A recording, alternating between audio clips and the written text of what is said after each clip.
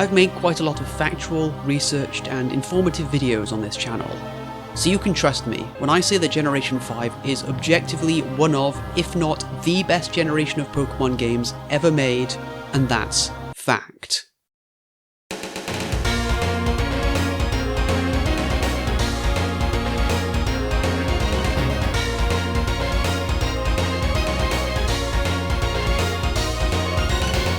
There's something quite poetic about the games Black and White being one of the most polarising entries in the franchise. This generation made a lot of brave choices that ended up being either loved or hated depending on who you ask. And I thought what better opportunity to talk about these games than revisiting Unova and doing my first ever shiny badge quest. The rules of a badge quest are simple. You just have to catch a shiny Pokemon before every single gym battle, for a grand total of 8 shinies throughout your playthrough. Normally people do this by taking whichever shiny appears first, but I'm taking it a step further, and I'm deciding my entire team ahead of time to make this into a Dream Team badge quest. No matter how many phases it takes, I will not move on to the next gym until I find my target. And I've got to be honest, choosing just 8 Pokemon is a challenge all on its own. Black and White introduced us to the largest generation of Pokemon to date, and I like way too many of them. So for this lineup, I decided I was going to choose Pokemon that I've passed over on my last playthroughs of Generation 5. Even though so many of these Pokemon have really good shinies, I felt it was only fair to give some new Pokemon a shot. And many of these are Pokemon that I haven't had a chance to use before, so I'm excited to see how they perform in a playthrough. I also decided to choose Pokemon that I think are overly critiqued or underappreciated for what they are, and many of these are Pokemon that I personally associate very closely with Unova and Generation 5 as a whole. I plan to reveal the members of this team one at a time, but of course, every quest has to start with the starter.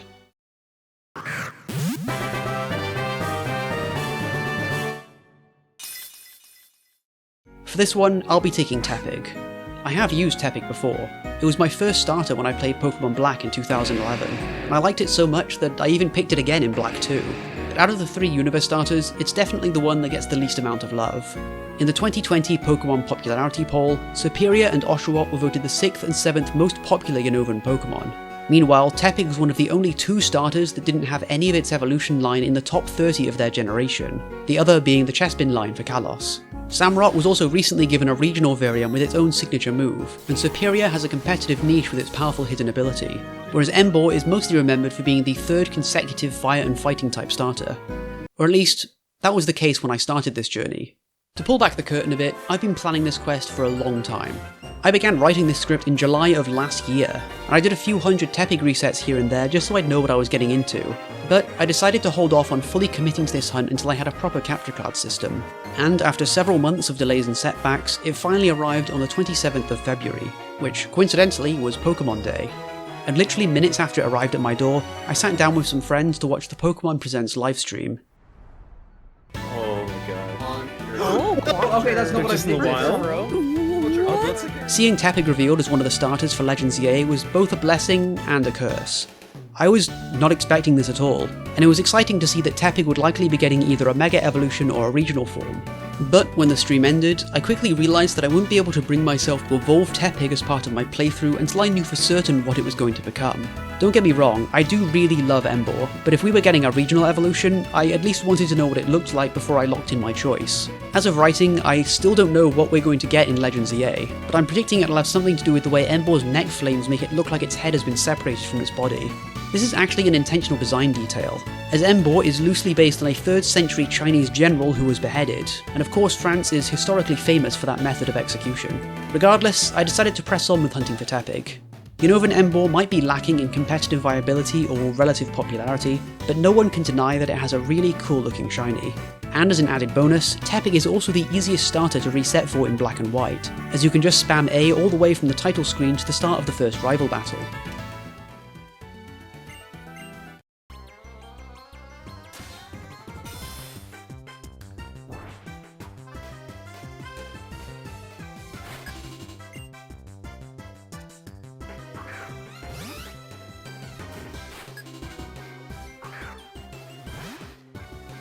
Oh, shiny Tepig! Yes!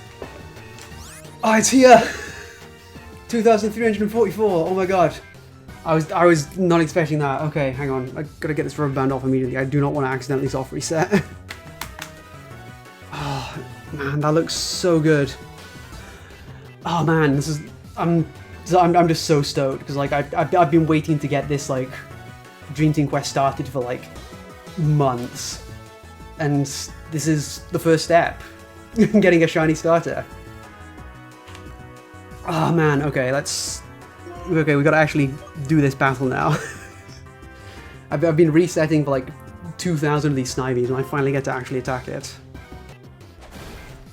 They've got the speed advantage, they might actually get me here.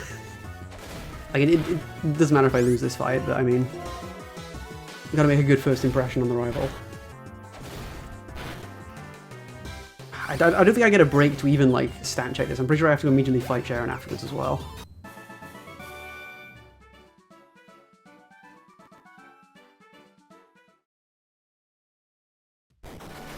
And the room is destroyed.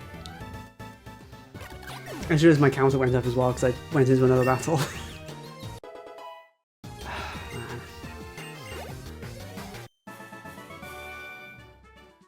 Shiny Tepig. This is like the first starter that I've actually properly hunted in like doing starter resets. Like I've just like never really bothered to do it before.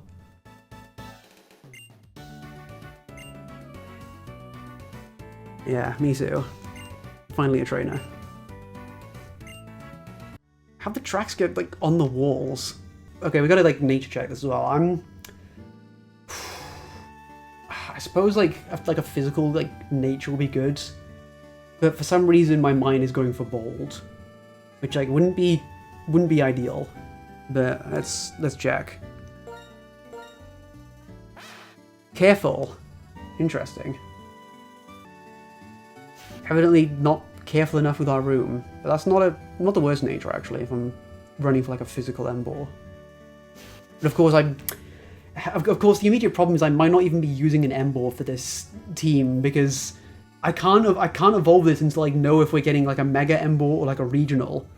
So I just have to like wait basically, and I guess like maybe see how far I can get into this with like just a Tepig or like a Pignite. All right, but that's problems for future me. I have no idea how long it's going to take before we like actually find out like what the deal is with these starters, but I'll figure it out.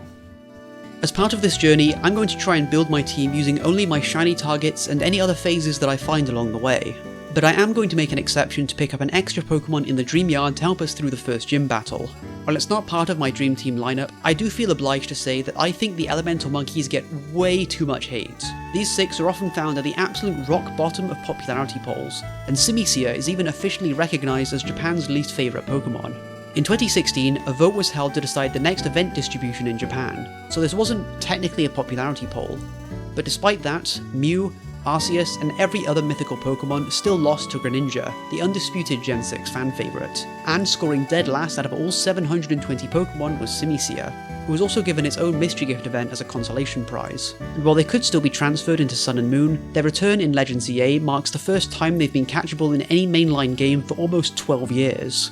Their designs and motifs are also pretty cute, being loosely based on the 3 wise monkeys, and the shiny colours for Pansear and Panpour are really good, although they do sadly get a bit duller when they evolve. And while they aren't super powerful, they're not really meant to be. These wise monkeys are in fact here to impart wisdom, by teaching newer players about the value of type diversity in your team, which is done in conjunction with the design of the first gym. Choosing your starter is sometimes like a difficulty slider. Whether you realise it or not, the challenge posed by the first few gyms will sometimes vary depending on your choice. The first 2 gyms in Kanto being rock and water type means players who picked Charmander will have a much harder time than those who picked Bulbasaur.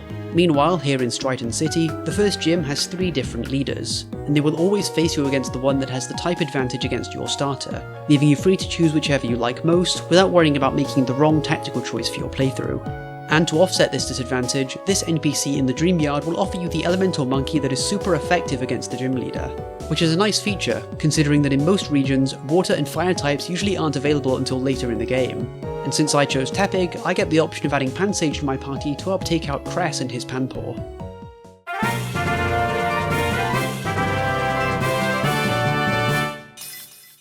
There are a lot more topics that I want to discuss regarding Unova and its design choices, beyond just the Pokemon themselves.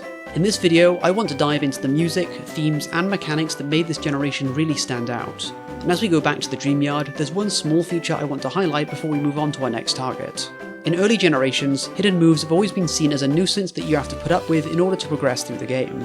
But with the exception of Surf and Waterfall, most hidden moves aren't really that good in battle, and to prevent you from soft-locking yourself on an island or in a cave, they made them impossible to forget unless you find a specific NPC to delete the move for you. So in the process of team building for a normal playthrough, you have to either sacrifice type coverage on your team to learn moves like Strength and Cut, or as is more commonly done, sacrifice an entire party slot to dump those weaker HMs on a single Pokemon.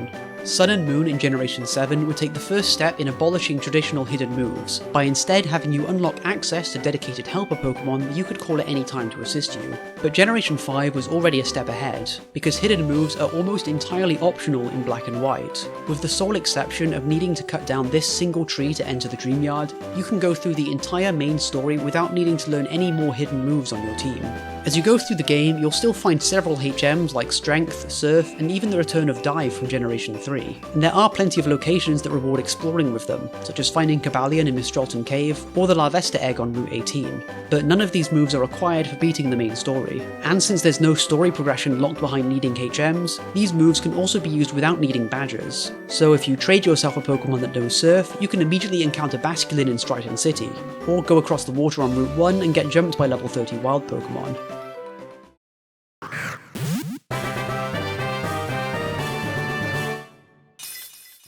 Black and White presented themselves as a new world filled with never-before-seen Pokemon, and while that tagline could be used to describe every new release, none of them did it quite like Black and White. In addition to introducing the largest ever roster by adding 156 brand new Pokemon, Unova is also the only region that did not introduce any new evolutions or forms for existing Pokemon. You couldn't even encounter any Pokemon from previous generations until you complete the main story, meaning even if you were a long-time fan of the series, every Pokemon you encountered from start to finish would be something completely new to you. Pretty much every generation does this at the start of the game, introducing you primarily to brand new Pokemon on the early routes before falling back on older Pokemon to fill out later areas. In Ruby and Sapphire, you'll see exclusively new Hoenn Pokemon in the wild up until you get your first gym badge, but then once you reach Granite Cave, you'll likely run into the classic Kanto Cavern combo of Zubat and Geodude. But Generation 5 fully committed to making an entire region's worth of new Pokemon to fill every type of encounter, and as we leave Striaton City with our first badge and enter our first cave area, we get the part Psychic type Woobat and the pure Rock type Roggenrola.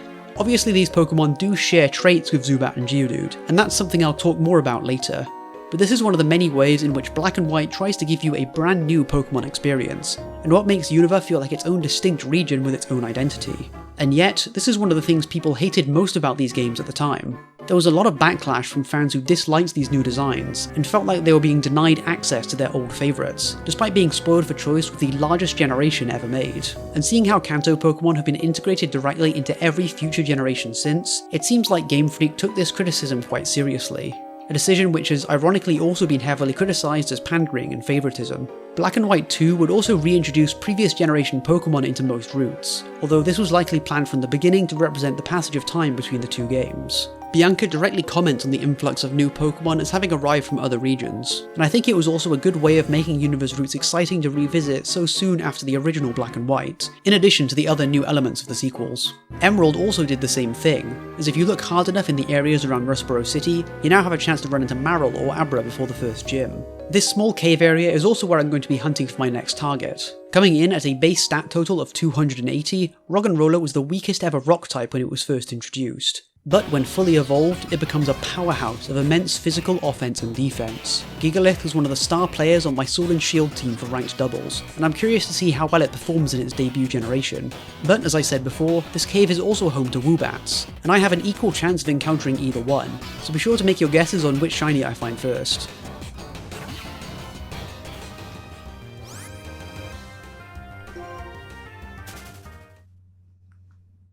Oh, what? What? That's a shiny Trubbish! Okay.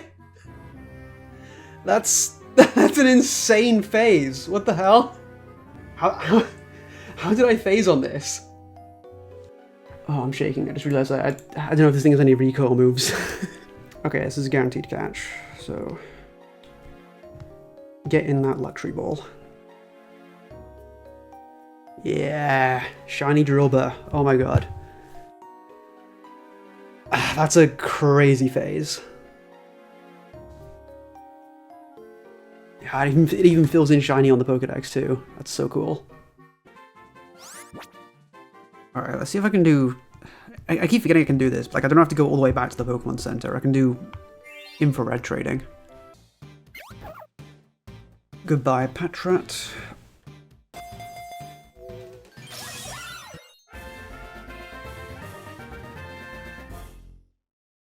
Alright, let's nature check this. I guess, like, Adamant would be, like, what I really want. But, I mean, yeah, I'm just gonna guess Adamant. So that'll be really cool to get. Naive. Okay. So that's speed up, but special defense down. Sand Rush as well. So this is, like, probably, like, the fastest thing I'm ever gonna have on my team. Because, like, spoiler alert, but like pretty much everything else I've picked out is like pretty slow. As you can probably tell, I really wasn't expecting to find this shiny, let alone as my first phase.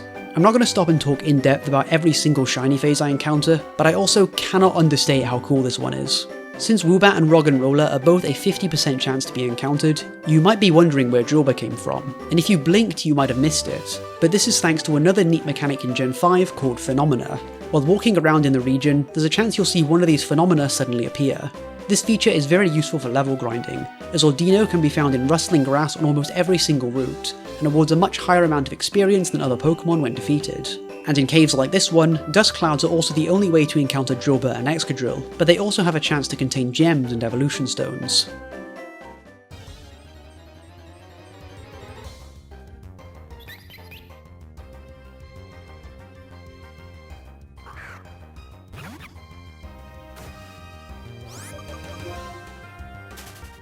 Oh! Well, that was super fast as well. Okay, second phase. We got a Woobat. Alright. I was kind of hoping I wouldn't phase on Woobat, but like, I literally got the Drilbur like about an hour ago, so I mean I can't complain too hard about that. That's just like that's a fast shiny. As well, 2 full of shinies in one day. That's wild luck, honestly.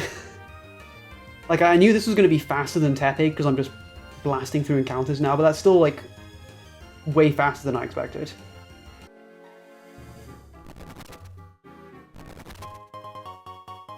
Ooh, that's good, actually. I can evolve this, Sage now.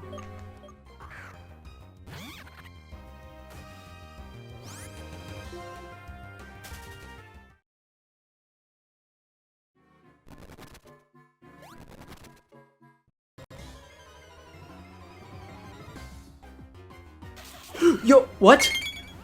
Another one? Okay. Well, I'm just kind of side hunting at the moment while I'm playing Pathfinder, but okay. Ah, it's like... this is like almost midnight for me, actually. It probably shouldn't be too loud. Ah, but it's so cool to get that on the capture card, though. Now, the question is, I don't know how much damage I'll do if I hit this.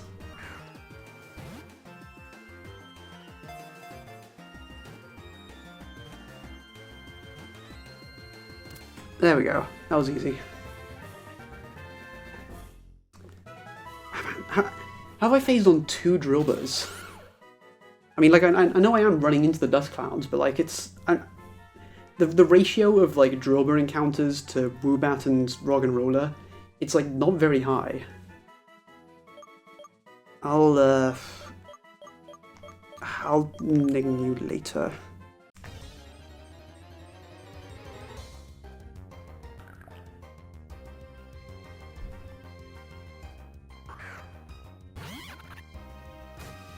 Oh, there we go. That's second Woobat.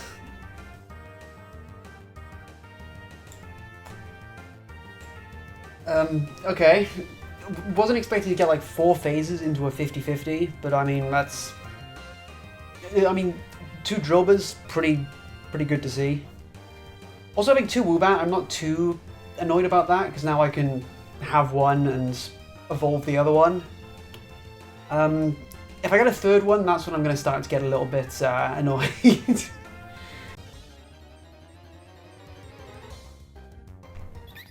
Oh, well that's 3 Woobats. Okay. Well, that's lovely.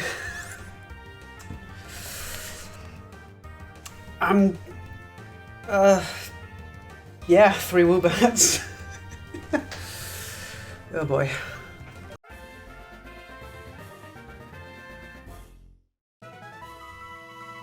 That's honestly not the best way to end like a week of like nothing.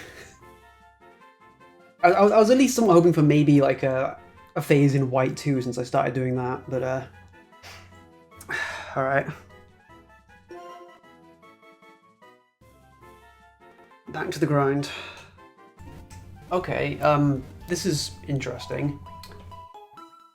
It looks like I've caught Pokerus, at least on this other file that I'm hunting with. Look at that. That's interesting. Okay, something in this one.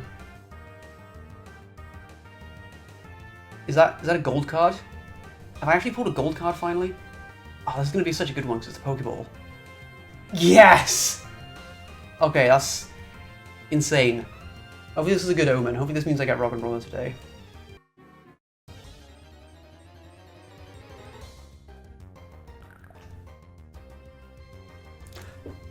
Okay. Alright. I just wanted to make a video talking about Unova, and now I got 4 Woobats. Okay.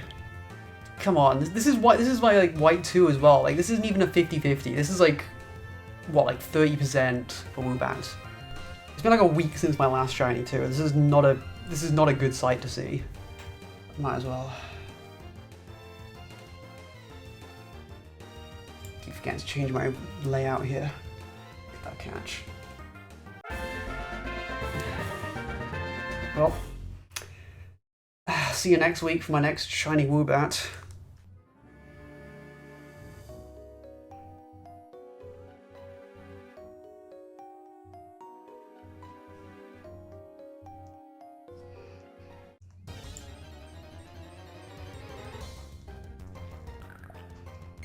Oh!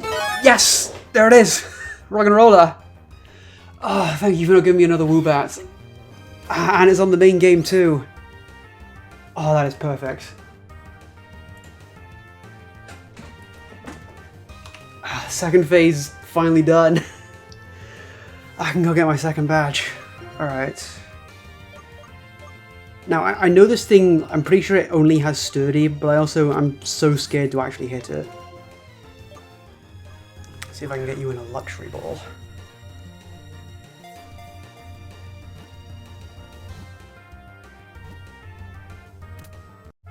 Yes! Roggenrola is caught. And with only 6 phases. I was not expecting it to take that long. I mean, it was a coin flip either way. But I mean, 4 Woobats. Way more than I expected. And I get the shiny Pokedex entry too. I'm done being in Wellspring Cave. I just gotta get out of here.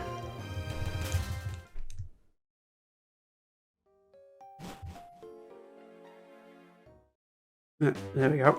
It's winter now. And alright, let's go see what nature this rock is. I'm putting my hopes in Adamant. Because I mean getting some good physical attack strength would be pretty good for this team. I really hope it's not attack down. It is quirky. Ooh. And it's holding an Everstone. Interesting. Yep. Sturdy, neutral nature. I can work with that. Oh yeah, there is one other thing we need to do before we get our badge.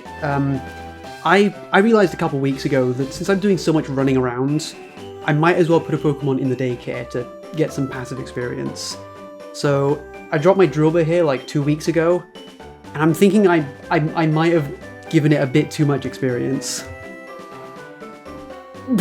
level 51? Oh man, yeah. It's good that we picked up a lot of gemstones in that cave because we're gonna need to raise some money to get my Drillbur back. Okay, I'm probably gonna have to restrict myself from using this too much because this thing is just gonna stomp through like the next 5 gyms if I use it. Alright, let's get our Drover back. Let's take a look at these stats.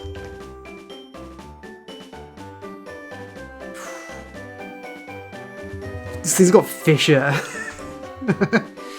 Fissure, Drill Run, Swords Dance. Oh, this thing is a monster. Alright, let's finally go get my second gym badge. After how long does this take actually? Let's look at the hours. 230 hours roughly. God. With an entire team's worth of Shinies, a little bit of Pokerus boosted EV training, and a massively overleveled Drober, we should have very little trouble dealing with our next gym battle. Despite Roggenrola's tiny base stat total, that's mostly down to it having barely any speed, special attack or special defense. It actually has a pretty good attack stat for a first stage Pokemon, and physical defense is all we need for resisting Lenora's team. And as easy as it would be to blitz through the rest of the game with my level 50 Excadrill, I think I'm going to keep her on the bench for any important battles. It's a really cool Pokemon and an awesome shiny to have, but I've already planned all 8 of my targets, and I'm going to commit to them.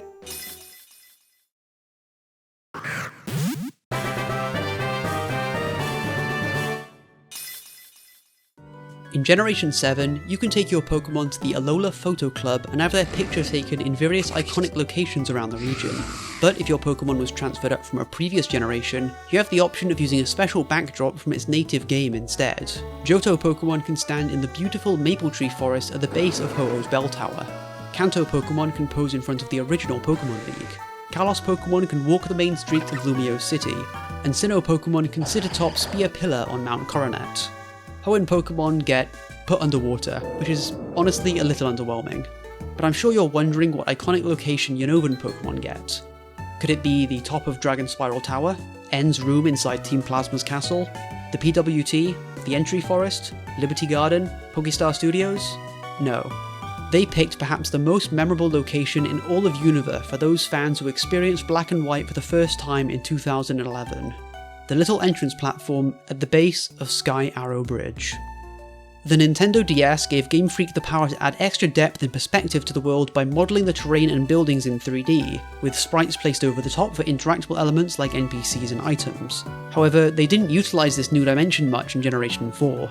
With only a few minor exceptions, the camera stays firmly rooted in the classic top-down viewpoint. But as we leave Pinwheel Forest, we get an immediate and almost jarring shift in perspective. The camera is now suddenly much closer up and no longer looking down at us, but past us, showcasing the entire length of the massive bridge ahead, along with the faint skyline of Castelia City in the distance, framed almost like a tourist trying to take a photograph. And as we travel the length of Sky Arrow Bridge, the camera continues to follow, curving around the bend so you don't have to worry about anything else but moving forward onto your next destination. It pans out, cuts in close, and turns the simple act of walking along a bridge into an important cinematic moment.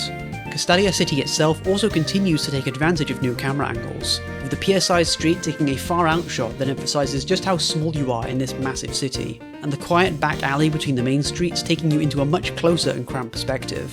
I remember having my mind blown at just how big and busy Castelia was when I first played Black as a kid, and I feel like even the big cities in Scarlet and Violet fail to capture the same energy and sense of scale.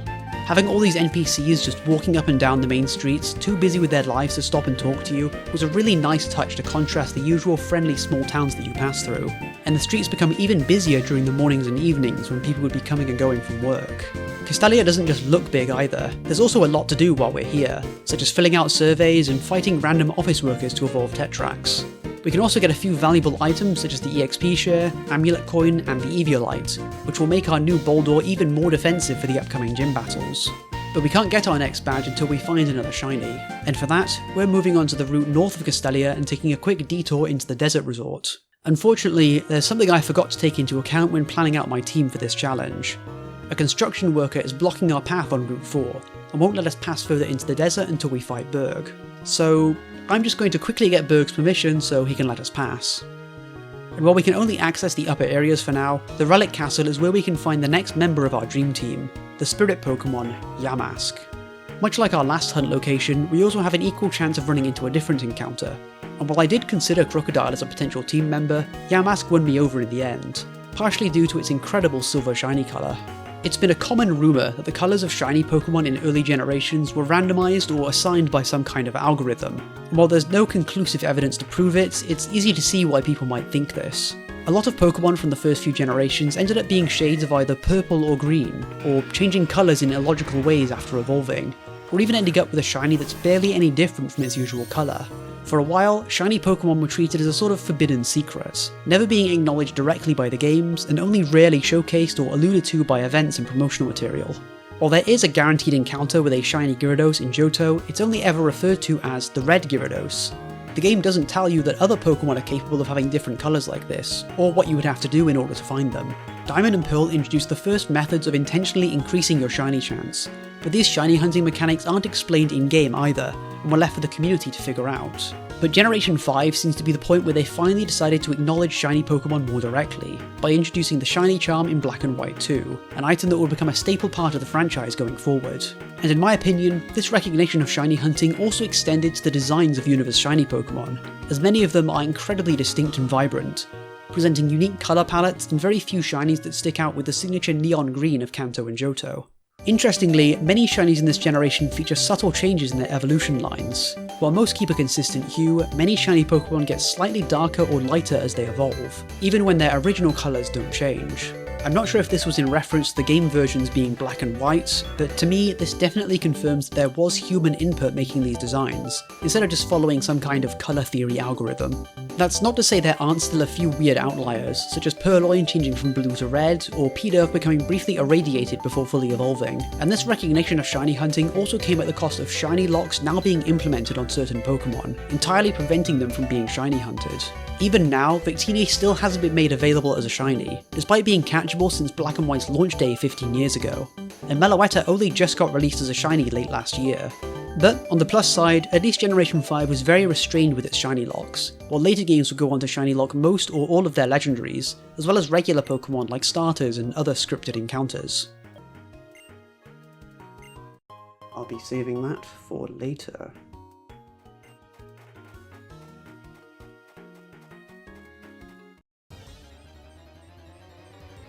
Oh, whoa, that was fast. Okay. Shiny Yamask. Oh, look at that silver. That is so nice. And with no phases. Honestly, I'm a little bit disappointed about that, because, I mean, Krokorok is a really cool Unova Pokemon, and I wouldn't have minded having a shiny of that. But I guess I'll maybe have to come back to that. Alright, let's catch this thing. Okay, I mean, I know I use a Luxury Ball for like a lot of my shinies, but this one I've got to get in the Luxury Ball. It's such a good combination.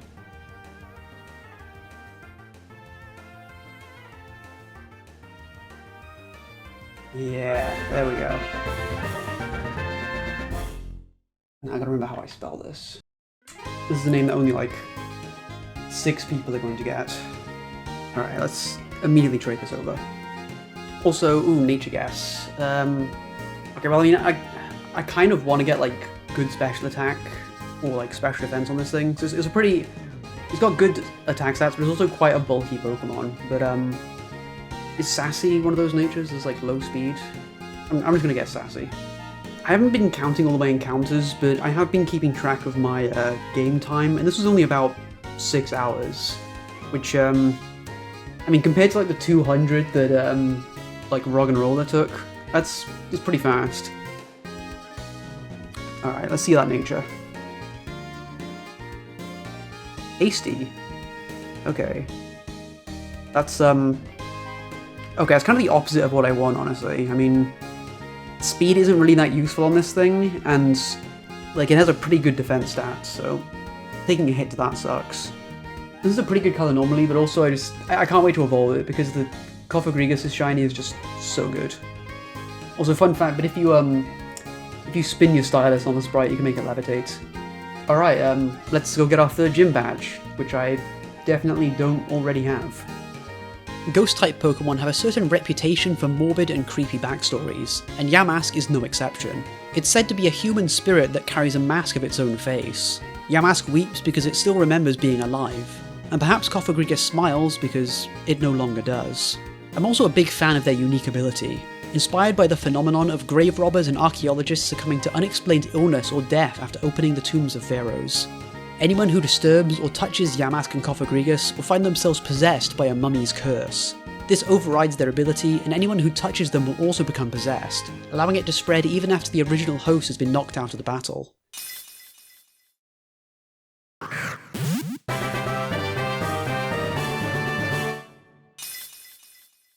Heading straight north from Castelia, we arrive pretty quickly in Nimbasa, and after another encounter with Team Plasma, we find ourselves already at the next gym, as well as the hunting ground for our 4th team member.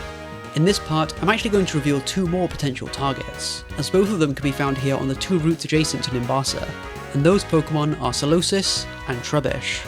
Solosis is the white exclusive psychic type, with its counterpart Gothita being found here instead if you're playing black. But an interesting thing I realised about black and white is that everywhere Solosis or Gothita are found, so is Trubbish. This also extends to their evolutions, as Duosion, Reuniclus, Gothitora and Gothitelle appear only on Route 9, which is also the only location where you can find wild Garbodor. This means that instead of having to sit here hunting until I find both of them, my plan is to hunt until I find one of them, and then wait until we reach Route 9 to hunt the other one later.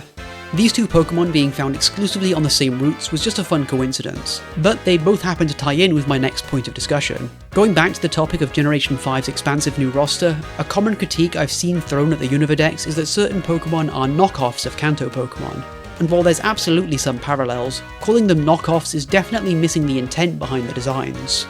In addition to introducing the most new Pokemon, Unova was also the first mainline region not based on a part of real-world Japan, obviously being based on New York City. And I think they really wanted to emphasize that this was a brand new region, disconnected from everything we'd seen before, yet not so unfamiliar as to be scary or intimidating. Something they did by creating Pokemon that intentionally evoked certain aspects of the original Kanto Pokedex while still being entirely unique designs. To list some of the more obvious examples, Ordino serves a role similar to Chansey. Both are normal-type Pokemon that are associated with healing, and both award large amounts of experience when defeated. Meanwhile, Gurdurr and Boldore, both evolving through trade, is very likely a reference to Machamp and Golem. And if regional forms had been a thing in Generation 5, there's a chance Bouffalon could have instead been a Unovan Tauros. If you want to be really nitpicky, you can draw a lot more parallels between the Unova Dex and the Kanto Dex. But at the end of the day, the crux of this knockoff argument seems to be that these Pokemon are somehow unoriginal or unworthy of existing, just because they pay homage to or draw inspiration from the original 151, and that is something I have to fundamentally disagree with. Some of the arguments I've seen around this topic are disingenuous at best, and intentionally misleading at worst. Apparently to some people there's no difference between a 4-armed bodybuilder/wrestler and an elderly ogre that uses stone pillars as walking sticks, just because they happen to share a type and an evolution method. The same goes for Rapidash and Zebstrika for being elemental versions of similar animals, Electrode and Amoonguss for sharing a design niche, Reuniclus and Alakazam for being 3-stage psychic types, and Grimer and Trubbish for having a similar theme. Not to mention that Unova also has a lot of awesome designs that don't bear any similarity to ones from Kanto, no matter how hard you try and twist it. I could keep this going for a lot longer by applying the same level of scrutiny to Pokemon from other generations, like Ralts, Surskit and Electrike, which are obviously just knockoffs of Abra, Venonat and Growlithe, but I'm sure you get the idea. In terms of type matchups, it would be ideal to get a Solosis here, since a Trubbish would mean most of my team is going to be weak to ground type moves, which might be a problem considering who we're fighting for our 5th badge. But at the same time, I do really like the design of Trubbish, so it would be pretty cool to see it as a shiny before we get Garbodor. This hunt should hopefully go faster than Roggenrola did, as we can hunt these targets in dark grass, giving us a chance of seeing 2 Pokemon at the same time.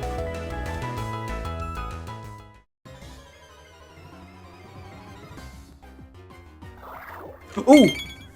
Solosis! And it was on the the main game too. Wow. This shiny on file was really kind of falling behind, honestly. I was starting to get really worried that I wasn't going to notice the shiny, because it is kind of subtle, at least for the first few stages of the evolution line. But no, I just saw that immediately. That is such like a nice, like, sort of teal blue-green color. Come on. There you go. Got him. Let's see that shiny Dex entry. That was honestly pretty fast as well. Like I got Yamask like a couple days ago, basically. Alright, let's head to the PC and check this nature. I'm I'm going to hope for quiet nature. Oh yeah, there's also one other thing that we need to guess. For the last two Pokemon, it hasn't really been relevant because they've only had one possible ability. But for the Solosis, we have two options, and one of them is actually just objectively a better version of the other ability. Because this thing's either going to have Overcoat or Magic Guard. And Overcoat protects you from hail and sand damage, but Magic Guard protects you from all sources of damage that aren't just regular attacks, which also includes weather effects. So Magic Guard is just a better version of Overcoat in this generation. Okay, so let's hope for, yeah, Magic Guard and like a quiet nature. Naughty nature and Magic Guard. Okay, what's naughty? I keep forgetting that one. Attack up, special defense down. Not the best nature, but I mean, like, at least it isn't special attack down. That's like, we've been pretty lucky so far with none of them having their like main attack stats reduced, which is, I guess, kind of important for like a playthrough. Man, I can't wait to evolve this as well, because I love like the shiny colors for this. I was starting to worry after Roggenrola that I was just going to get like way too many phases for these hunts. But I'm not sure if this means I'm being set up to phase a bunch later, or if I got all my luck out in the first one. But we do have a few more targets in mind that could have a few phases, so I'm gonna hold my tongue for now because I don't want to jinx myself. Although actually, if I'm being perfectly honest, I did kind of have another phase for this. I mean, this was before I started planning this whole Gen 5 video, but I did briefly try and shiny hunt for a Trubbish in White 2, and I did find a Lipard during that time. So I guess I can kind of technically count that as a phase for this part of the hunt. Yeah, there we go. Bold Lipard. Got a pretty nice red colour to it. I can get that to focus up. Yeah. So I guess I'll kind of half count that as a phase. Alright, let's fire laser. Although before we can do that, we first have to go on a quick date with N. While I did say that I wanted to choose Pokemon that I feel are mostly overlooked or underappreciated, this one is actually quite popular. In the previously mentioned 2020 Pokemon of the Year poll, Reuniclus landed 16th place out of all Unovan Pokemon, with over 14,000 votes. Just 200 votes ahead of Meloetta, and also beating Samurott, Bisharp, Lilligant and Excadrill, as well as some fan favourites from other regions like Quagsire, Lopunny, Dracovish and Charmander. Reuniclus is also a lot stronger than you might realise. In addition to having Magic Guard, it has very high health, access to recover and defensive buff options, the ability to set up Trick Room, and very high special attack power. Magic Guard even makes you immune to the damage of Life Orb, allowing it to hit even harder with no penalty.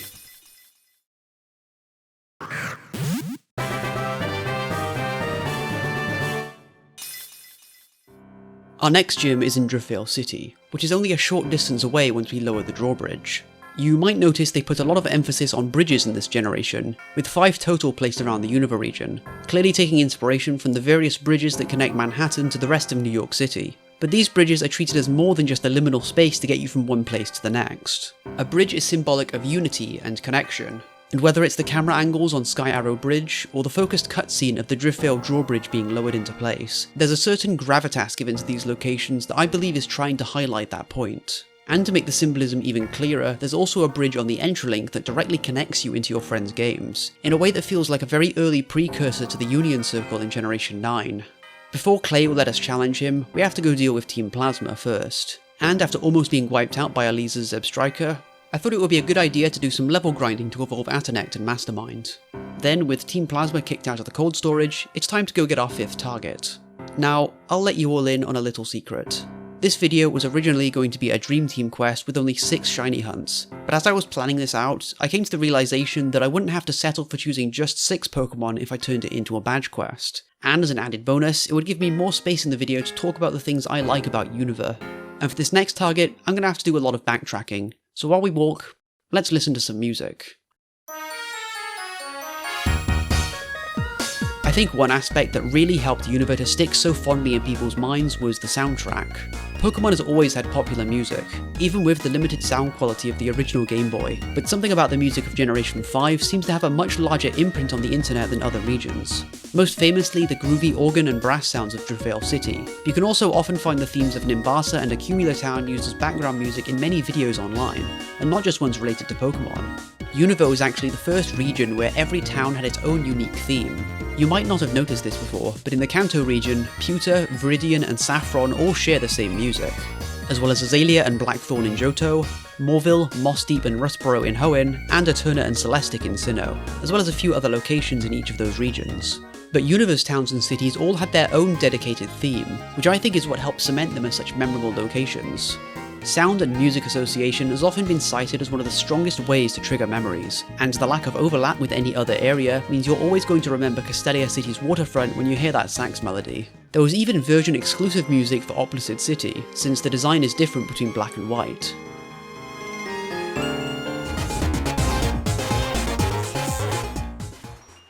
Undella Town also has music that changes based on the season, with the sound of ocean waves occasionally interrupting a calm, almost pensive tune during the autumn, winter and spring.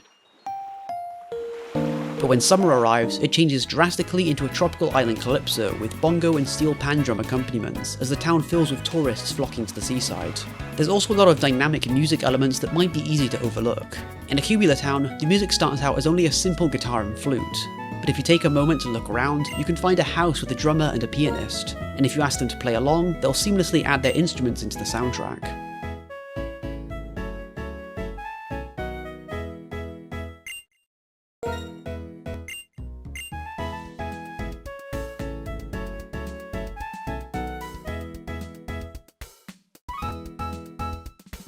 There are plenty more musicians all over the region that can only be heard when you stand close to them, adding extra layers into the music that slowly fade in and out as you walk past them. Then there's the more obvious tracks that come in at key moments to reinforce the tone of the situation, such as the frantic theme that plays when your Pokemon drop to critical health, taking the annoying indicator beat from previous generations and remixing it into its own battle music that still invokes the same sense of urgency and fear. Or inversely, the triumphant reprise of the original Red and Blue title theme that plays when the gym leader is down to their final Pokemon, letting you know that while victory lies before you, the battle is still far from over.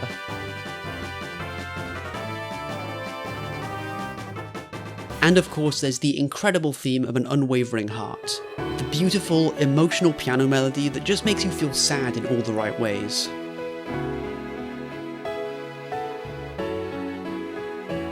Anyway, after backtracking all the way to Nacrene City, I can now start the hunt for my next team member. While hunting for Yamask in the Relic Castle, you might remember I picked up a cover fossil from a backpacker, and here in the museum is where it can be resurrected into a Tirtouga.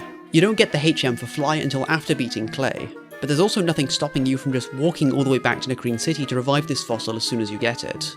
In Black and White, you can normally only get one plume or cover fossil, but we can get more by grinding one of the Funfest missions in Black 2, allowing us to hunt on multiple games and check several Tirtouga per reset. While the flying type Archon would be a better type matchup for fighting Clay, Caracosta is probably my favourite of the two Unovan fossils, even if only by a slight margin. It's also one of the Pokemon I initially passed over when this was going to be a Dream Team quest, but I'm happy to now have an excuse to hunt for it and use it in a playthrough.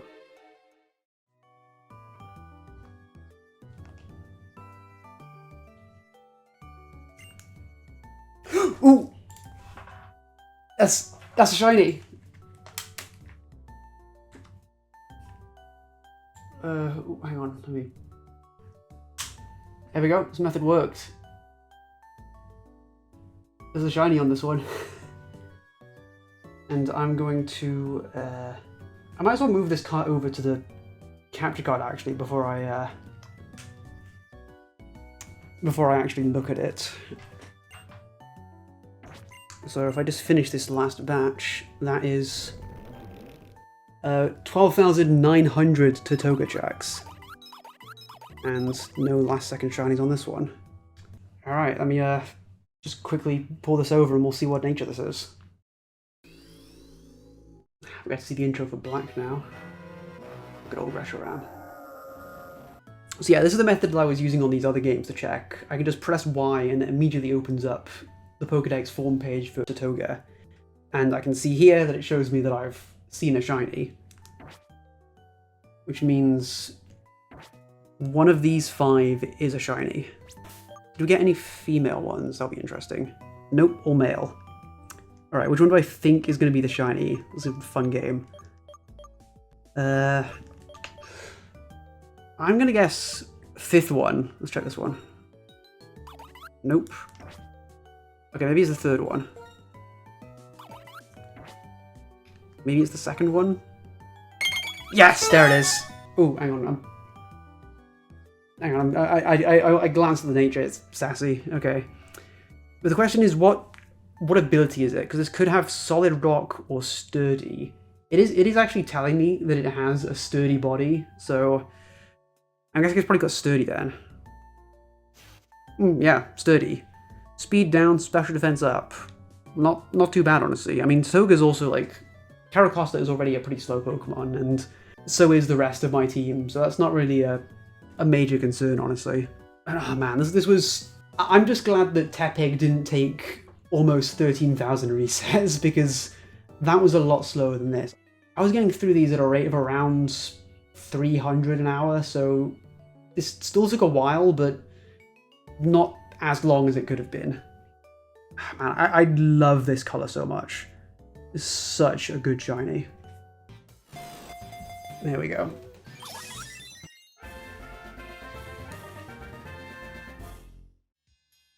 Now I just need to walk all the way back to Driftvale.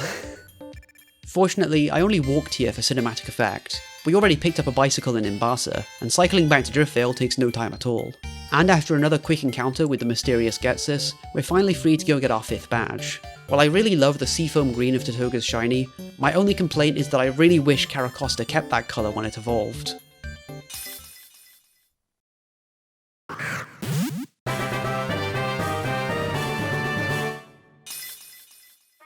After winning our gym battle, Clay tells us to meet him on Route 6, opening up the way forward to the next city. While cave route dungeons are a staple of almost every region, Chargestone Cave is arguably one of the most distinct and iconic of them all. With its buzzing pools of electricity, strange electromagnetic crystals, and brand new selection of electric and steel type Pokemon to encounter, Chargestone Cave stands out as an incredibly memorable location. While it's currently unknown when we'll next get to visit the Unova region, I'm glad we get to see a direct tribute to this area in Scarlet and Violet. Part of me wonders if the shiny for Boldore and Gigalith was based on the colour of these blue crystals, as Boldore can also be found roaming around inside these caves. But obviously, we aren't here to hunt for another Boldore. Target number 6 is going to be one of the most infamous designs from this generation, the gear Pokemon, Klink. When it comes to controversial designs from Generation 5, Klink and its evolutions catch a lot of the flack. Since Bulbapedia started releasing monthly rankings of the most and least visited Pokemon pages back in June of 2024, Klang has only been absent from the bottom 6 for a single month, and with the exception of January 2025, it has been consistently in the bottom 3. This is even the case on the official Pokemon website. In a recent post about middle stage evolutions, they mentioned that Klang is the least searched Pokemon on their online Pokedex. And along with Trubbish and Vanillite, I would say these 3 Pokemon are some of the most heavily criticised simply on the basis of what they represent. Yes, these Pokemon look like an ice cream, a bag of rubbish, and a set of gears. But you can reductively describe almost any Pokemon like that, and you can see the logic behind these designs if you look a bit closer. Vanillite and its evolutions aren't actually made of ice cream, they're icicles topped with snow, combining 2 natural elements of ice in a way that resembles a man-made creation. Meanwhile, Trubbish and Garbodor are often considered a counterpart to both Weezing and Muck, as the 3 of them collectively represent forms of air, sea, and land pollution. This connection is also reinforced by Galarian Weezing consuming the fumes created by Trubbish, and Alolan Muck consuming Trubbish itself. And lastly, Klink is... well, it's a set of gears. But these 3 also embody one of the more subtle themes of the Unova region, and that's the contrast between nature and society.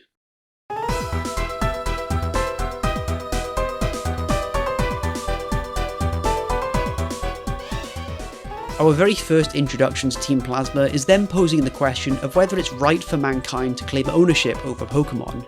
In other words, asking if it's moral for a modern industrial society to take as it pleases from the natural world.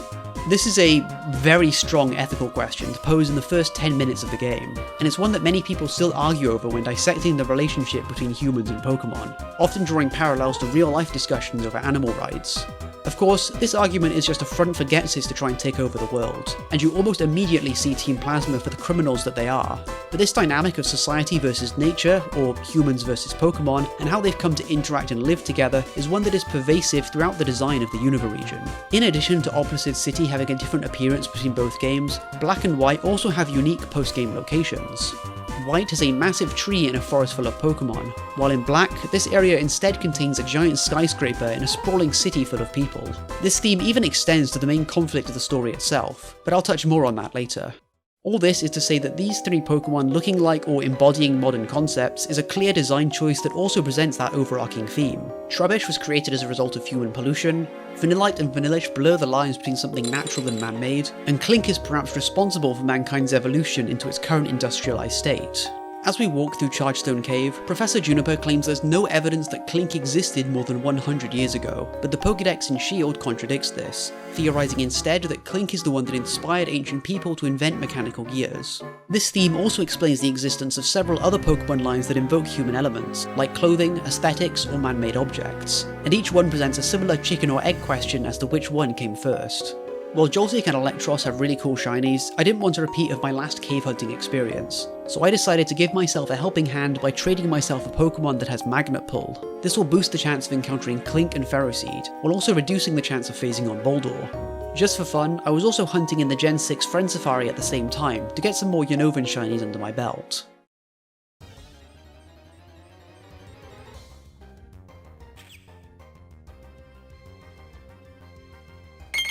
Ooh! Whoa, okay. Oh, Shiny Joltik. Oh my god. Yo. I can't tell. Oh, that is an awesome phase. Especially because, like I said, I'm using Magnet Pull, so this is like a much lower chance of encountering. I'm not mad about that phase at all, though. It was so fast too. I mean, not that fast. I have been doing this for like a few days with like nothing so Yeah, far. but since the last phase, right? Yeah. Or I mean, no? that was also pretty high odds because that's Friend Safari. That doesn't really Yeah, count. that was Friend Safari, right? Like 1 and 2. Yeah. Oh, that is lovely.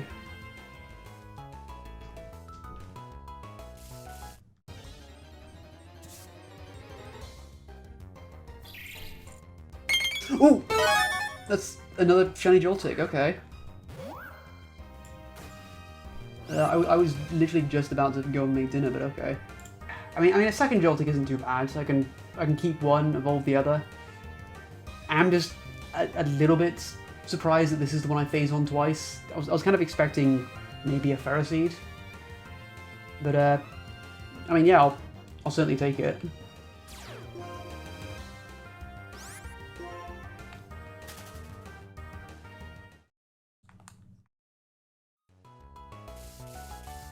Oh, that's Ferroseed. Okay. I guess Magnet Pull is actually working. Okay, you don't have recall moves, do you? I really hope you don't. I'll nickname you later. There we go. Shiny Charm really is starting to pull its weight here. At this point, I entered a pretty big drought. Chargestone Cave was proving just as stubborn as Wellspring Cave, and it would be just over 2 weeks before my next phase. I did find plenty of Friend Safari Pokemon in that time though, so here's a quick montage of some of the Unovan highlights. Ooh, okay, that's another Friend Safari shiny. That's Source Buck. Ooh, shiny Maractus. It doesn't like focusing this camera, does it? There we go. That's another for the Friend Safari. Ooh, there we go. Shiny Pansage. It's a bit hard to see when you don't have like a direct comparison, but it's a quite a nice lighter shade compared to normal Pansage. Oh, there we go. There's a shiny Pampor. Oh man, I love the colour of this thing. Such a nice colour. So it turns out my mic wasn't recording for the last encounter, but I've got a Pansear now, which is also female, which is slightly rarer. Oh, shiny Munna. That's another for the Friend Safari. Hello, Vullaby. Vullaby? No. I feel like I'm gonna get a lot of people telling me I'm saying names wrong in this video. Oh, I think I just ran from a shiny Whirlipede. I just caught that out of the corner of my eye. Oh god, I think it's telling me that I've seen a shiny. Yep. Ah, that's annoying. I don't know how I missed that. Oh, yes! Another Whirlipede. I'm so sorry I ran away from you last time. Oh, hello, there's a shiny Mienfoo. I wasn't even looking for that one. I haven't been counting my encounters, but I'm at the number of Friend Safari phases where, on average, I should have seen at least one full odds shiny by now, and probably another on the shiny odds file. So I'm really hoping that this is a sign that I'm due for my next actual Gen 5 phase. Because it's taken a while. It's definitely been a bit of a drought right now.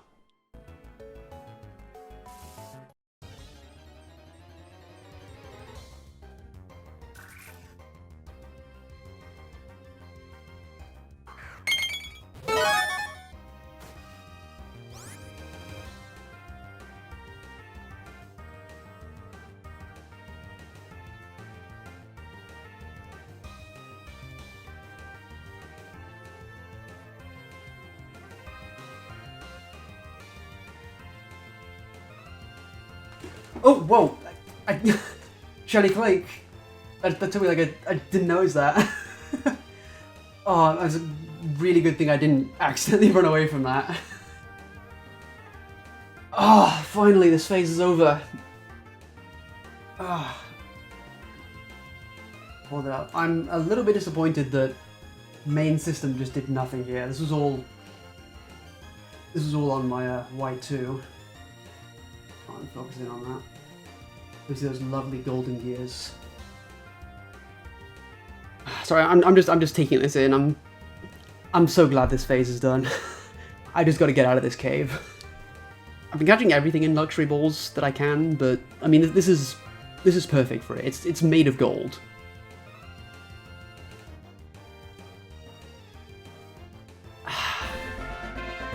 Klink is caught.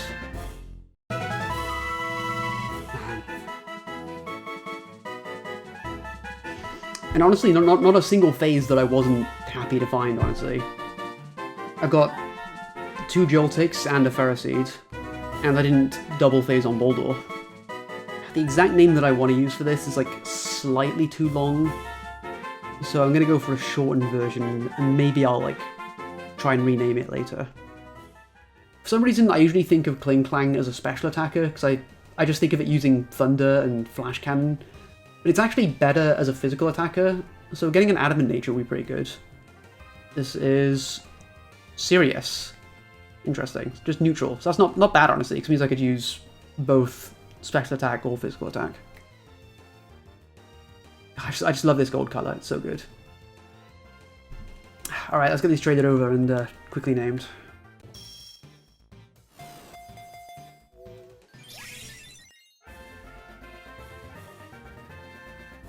Before we challenge Skylar at the Mistralton Gym, we can also run into Professor Juniper's father, who offers the form page upgrade for our Pokedex. This includes what might be the series' first direct acknowledgement of shiny Pokemon outside of events, as this page includes a counter for how many times you've seen the shiny form of that species, a feature that made our fossil hunting a lot easier. Normally you can't see shinies in your dex before this upgrade, but interestingly, the normal colour of a Pokemon isn't automatically registered when you catch a shiny. If you find a shiny Pokemon without ever seeing what its normal colour looks like, the shiny will be the only available sprite for the dex to use for its entry. We also have to take a quick detour to the Celestial Tower before we can get our next gym badge, which gives me a chance to level up my newest team members. When deciding my initial team, I actually considered hunting here for an LGM, although Solosis ended up as my chosen psychic type, so we won't be catching any shinies here during this quest.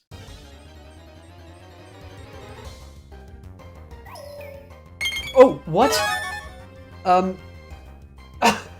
Okay. What? That's a shiny Litwick.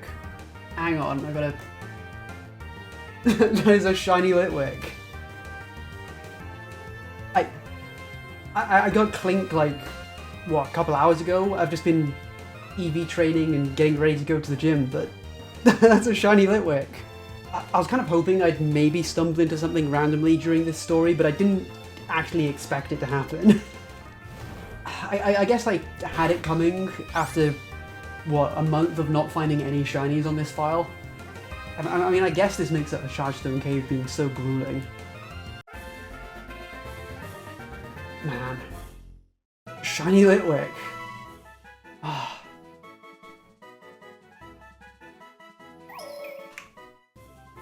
I'm in disbelief. I cannot believe this.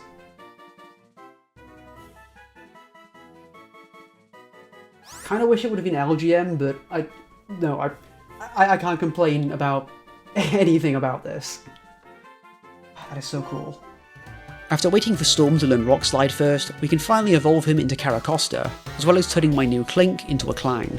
As for why I chose Klink for my team, for some reason it's one of the Pokemon that immediately comes to mind when I think of Generation 5. I love how the animated sprites from this generation make all the Pokemon look so lively in battle, and I feel like Klink in particular was designed with this constant motion in mind. I can't imagine it existing in any earlier generation where it would be standing still for the whole battle. I also like how its evolution involves literally shifting into the next gear, growing from a simple pair of cogs into some kind of strange abstract mechanism. I'm also a big fan of steel types, and the Klink line conforms to one of my favourite shiny tropes, being a steel type that is a gold coloured shiny.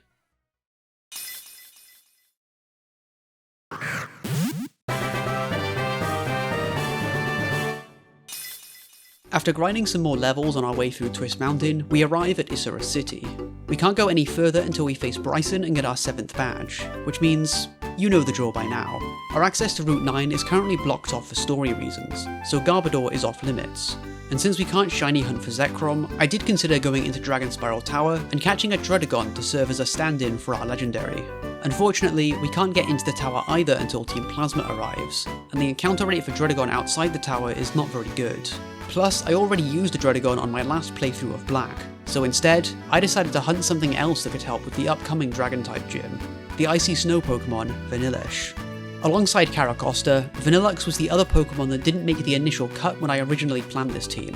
While I will absolutely come to its defense against those calling it a bad Pokemon, I wouldn't call it one of my absolute favourites. But, in keeping with my theme of underused or unappreciated Pokemon like Trubbish and Klink, it only feels fair to give it a shot on this team. The only problem is that outside of the cold storage in Driftvale, Vanillite and its evolutions only spawn in the wild during winter. And since it's currently spring, I'm going to have to put this video on hold until December. Or change the system date forward a few months instead.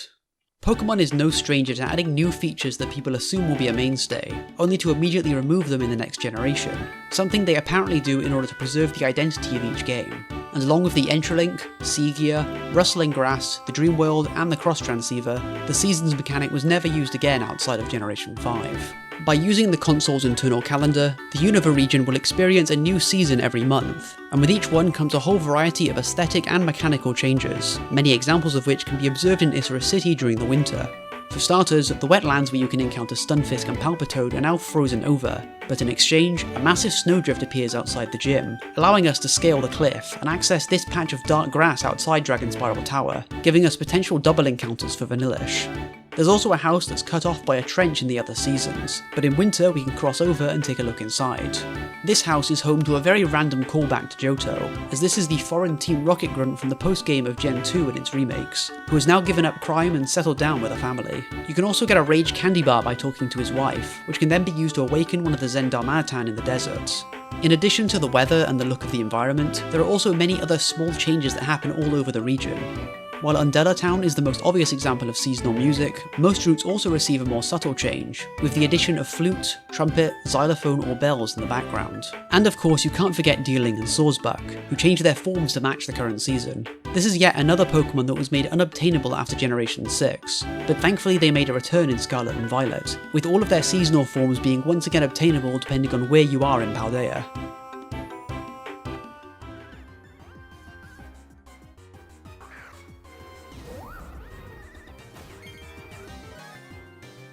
Oh! Whoa, okay. That's a shiny Odino. That's honestly pretty cool. How do I keep phasing on these phenomenon encounters? I guess I did go out of my way to get that one, but that's still really awesome.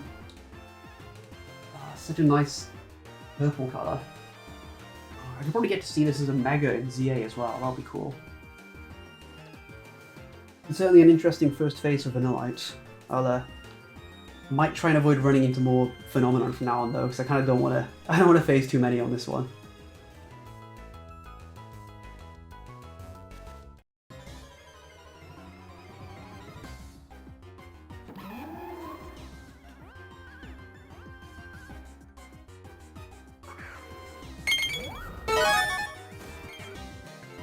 Ooh. Okay. That's a Clefairy. I was kind of hoping I wouldn't get any non-Unovan phases here, but here we are. Damn, that could have been Vanillish. That was a 50-50. Get out of here, Clefairy. This is a Gen 5 video.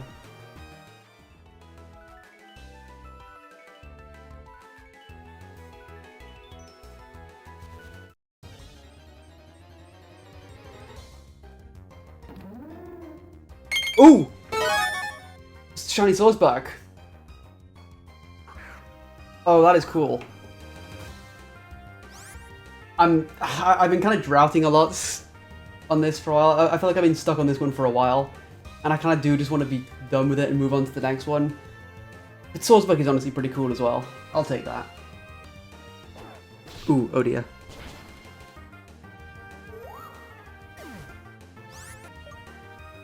That could be an issue. It's really nice getting a phase on the main game too. I just love seeing this all properly set up with the capture card. I'm pretty sure my encounter rate with Swordsbuck using the repel trick is only 14% here, so it is a bit annoying that I phased on this instead of Vanillish. They really don't want to stay in.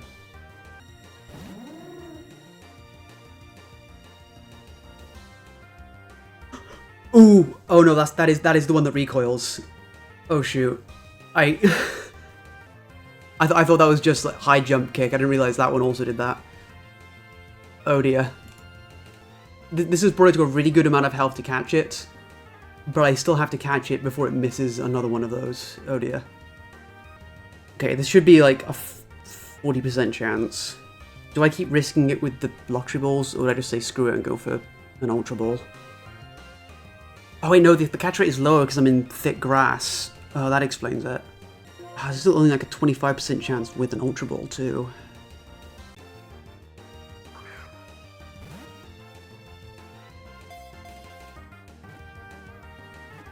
Please, please just stay in.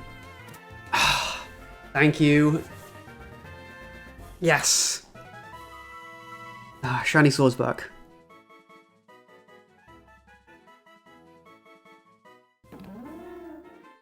Okay, now I need to heal my whole team, which means I'm going to go into the Pokemon Center and then I come back out and it's not going to be winter again. So I'm going to have to reset my whole setup. But honestly, that's fine.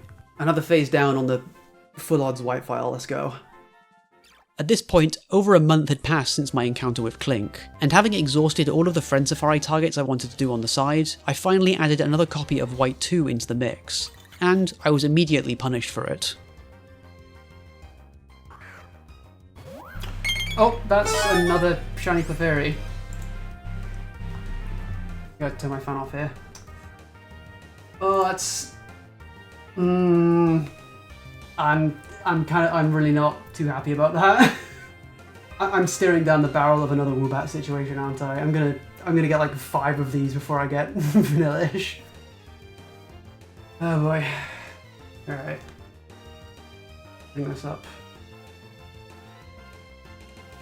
Well, at least I'm already seeing results from adding a new game into the mix. I added this one, what, yesterday? So that's a pretty decent turnaround. So with any luck, I might actually get my Vanillish in a reasonable time frame. And for now, that's another Clefairy on the board.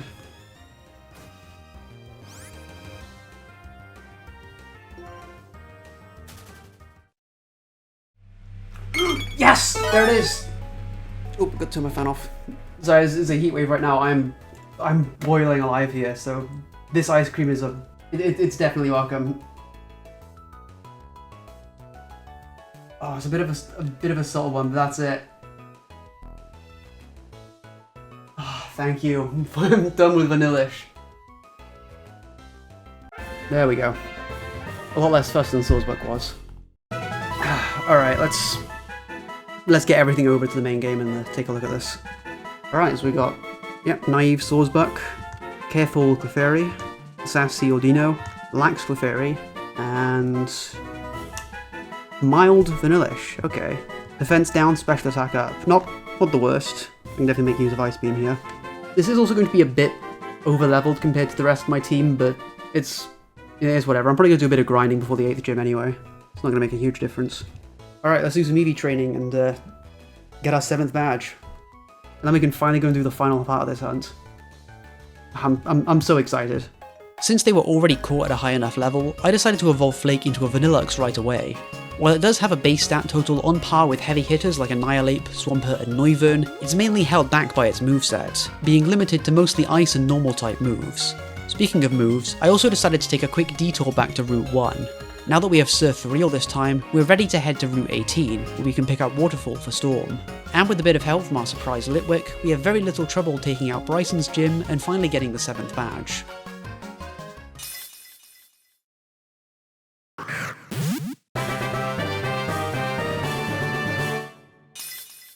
Before we can go grab our final team member, we have to get caught up on the plot. Team Plasma has finally made it to Dragon Spiral Tower and forced their way inside. After navigating some 3D environments, fighting waves of plasma grunts, and evolving our Litwick, we get treated to this awesome first-person cutscene of Reshiram, just having been awoken by N. Looking back, this cutscene isn't anything super impressive from a technical standpoint, but at the time it was awesome to see them experiment with new visuals, beyond the usual cutscenes delivered with just overworld sprites and text boxes. Of course, the legendary that N uses here is based on which game you're playing. In Black version, this is a completely different cutscene with Zekrom, and since then he's been depicted with either one or the other in various forms of media, with no canonical answer as to which one is his true partner. But while researching for this video, I think I might have come up with an answer. To start, I think it's interesting to see which ones he uses in the YouTube series Pokemon Evolutions and Pokemon Generations, which give us stories taken from Black and White 1 and 2 respectively.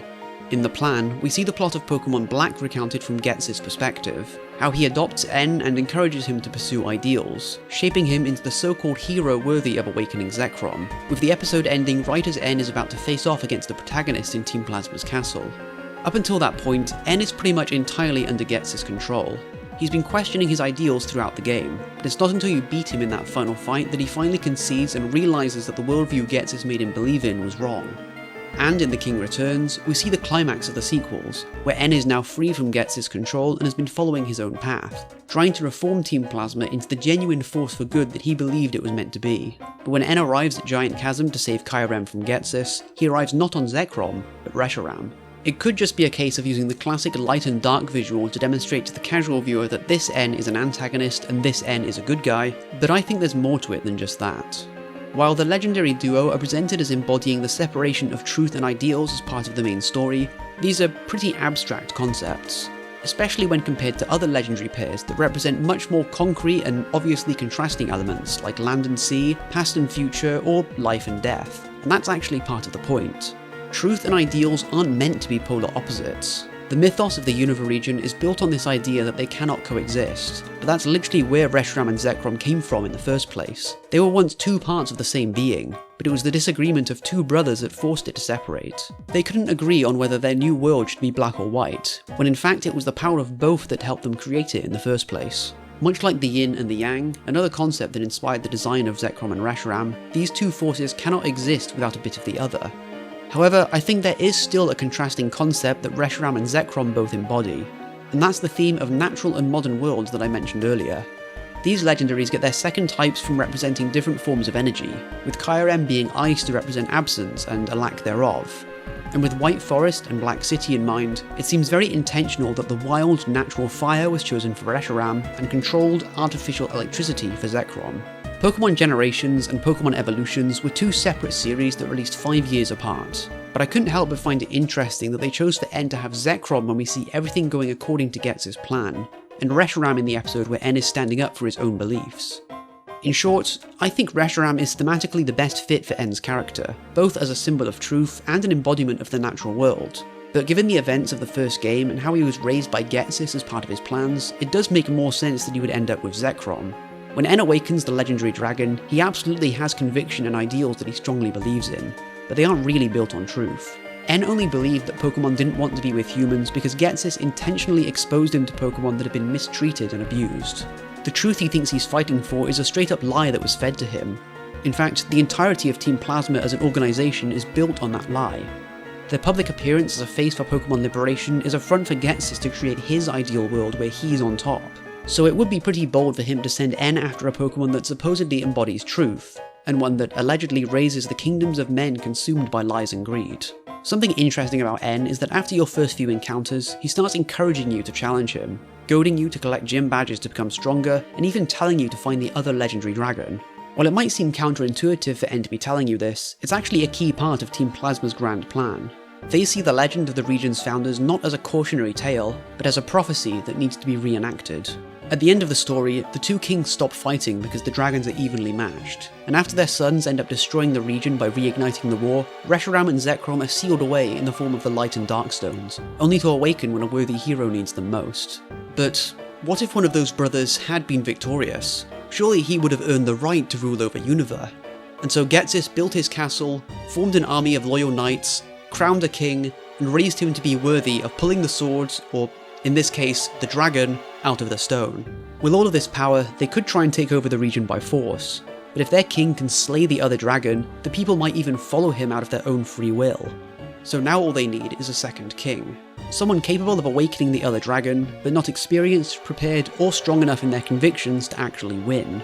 The only problem is that N doesn't know that last part, and ends up choosing someone who actually has the potential to match him, with Ghetsis going along with it because at this point he's too arrogant to believe we have a chance of stopping him. N picks you out because you intrigue him. Your existence directly challenges everything he thinks he knows about the outside world. This might even be the first time he's left Team Plasma's castle since he was taken in as a child. He's still figuring out that no one else can understand Pokemon like he can, and he's surprised to meet one that doesn't hate its trainer. Maybe he tells you to seek out the legendary dragon because it's all part of the plan, and because you represent the status quo he has to defeat. Or maybe he picks you out because he wants to be challenged. N has been raised to believe that the world is cruel and unkind to Pokemon, so maybe being proven wrong wouldn't be so bad. With the Darkstone acquired, our time is running out. The fate of the region depends on us getting our final badge in Opposite City, so we can reach the Pokemon League and stop Team Plasma once and for all. But I'm sure I can wait until we catch a shiny Garbodor.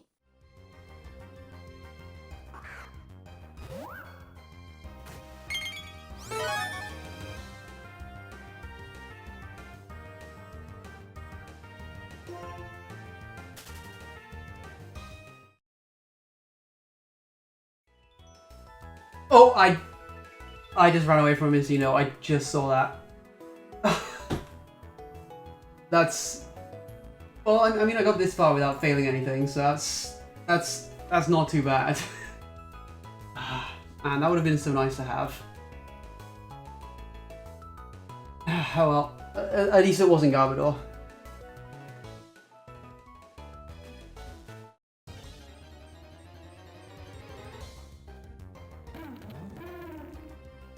Ooh! Shiny Ponyard. That's a pretty good phase to have, I'd say. I remember when I found out that King Gambit existed, I really considered going back and hunting for one of these, so I'm glad to pick one up along the way. Yeah, this will probably be a King Gambit at some point. Ah, so cool. This is also another one of the Pokemon that I've used on my last playthroughs, but I didn't want to use on this team because I've already used it before, but I'm very happy to have this as a shiny.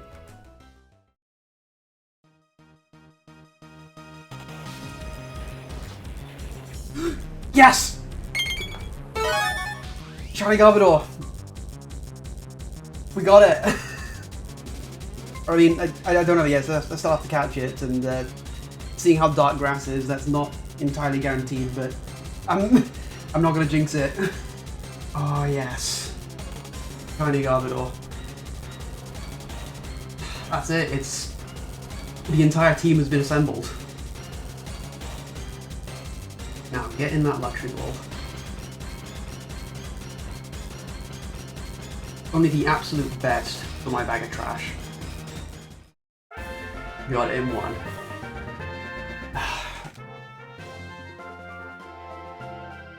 It's finally done. That's the entire dream team. All right, let's go check this out immediately. It is Jolly. I'm struggling to remember if Garbodor is physical or special, but I think it does lean more towards physical. I mean, you can definitely get Gunk Shot with this thing, right? Stench is also a pretty decent ability to have as well. I think the alternative is Weak Armor, which is a bit Probably not greater for longer battles where you don't want to be, I guess, like poisoning stuff. That's pretty decent. Man, it's so wild looking at almost a full box of shinies that I found over the course of this video. There's so many cool encounters here. And I can already think of several more Pokemon that I probably want to shiny hunt at some point in this game. I definitely want to try and go for Roaming Thundurus and like the other static legendaries. Kind of want to go back and see if I can get the like the Crocodile that I couldn't get while I was looking for Yamask. And I definitely got to try and reclaim that Mincino that I stupidly ran away from. Alright, let's get back to it. I'm on a time crunch here. There's like, the entire region is in danger right now. I've already spent way too much time shiny hunting. I already mentioned my in-depth thoughts on Trubbish and Garbodor's design when talking about Klink, so all I have left to say is that I really like this Pokemon, and I do not understand why it gets hate. Just because the words rubbish and trash are synonymous with bad, it doesn't mean that a Pokemon intentionally designed after those things is also inherently bad. And while I'm not a big fan of Gigantamax, I also think it's incredibly funny that only 2 Pokemon not from Kanto or Galar were given a Gigantamax form. One was an event-exclusive mythical, and the other was Garbodor. Clearly someone at Game Freak is looking out for this guy, and I'm hoping maybe we even get to see a Mega Evolution in Legends EA, because frankly, Unova deserves new Megas just as much as Kalos does. With EV training complete and our team fully evolved, we can finally take on Iris and claim our 8th and final gym badge. But first, I was curious to see just how long it had taken me to get to this point. Yeah, as I kind of expected, it's just number 1 for everything. I've pretty much just exclusively been playing white on this capture card since I got it. I've had very little time for anything else. Alright, enough stalling. I've got to go get my 8th badge. Let's get on with it. Thanks to his jolly nature and EV training, Hikori was still able to outspeed Iris's Fracture after 2 Dragon Dances, and I was able to bring it down without taking a single hit. At this point I wanted to see if they could solo her entire team, but Iris hit me with Dragon Tail and insisted on getting swept by Flake instead.